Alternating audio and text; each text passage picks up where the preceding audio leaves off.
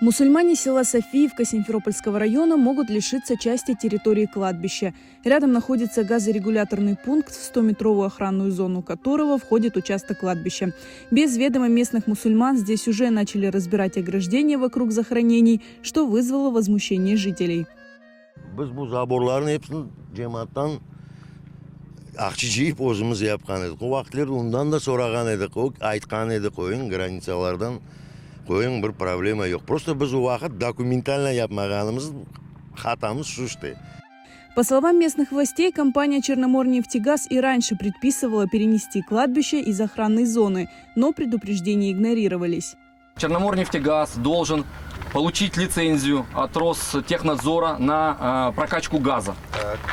По лицензию он не получает, потому что в охранной зоне находится кладбище. Но он может и перенести. Нет, да? они не могут перенести, это ГРП высокого давления. Тут некуда переносить.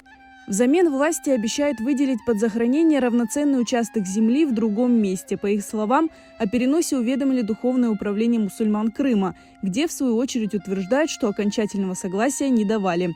Негодование местных мусульман вызвало то, что решение было принято без согласования с ними.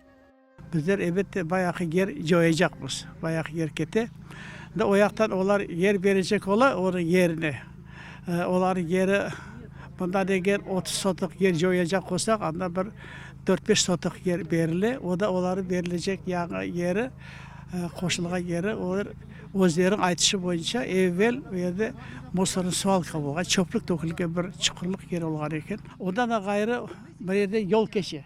Onların palajedisi boyunca ben adamlar tanıştırdılar, okup baktım. Yol olmamak gerek. Onlar bir şeyde hesapka almaylar. Tıpkı onların miyinde Müslüman probleması. Nasıl olsa da Müslümanlarını açık üşümlet etmek yolun kıdırırlar. Bergen yerlere kemik, pek çok kemik var. Kemikler bir vaqtları skata hranilişe edi işte. Yani bütün atkolların anda getireydiler. Andan bunda kazıp bakacağımız içine anda kemikler, bir şeyler olsa, значит, bu yerden biz çeklemiz. После беседы местных жителей с главой сельского поселения работы решили приостановить. Для кладбища будет выделен другой участок, и после согласования с местными мусульманами он будет официально оформлен.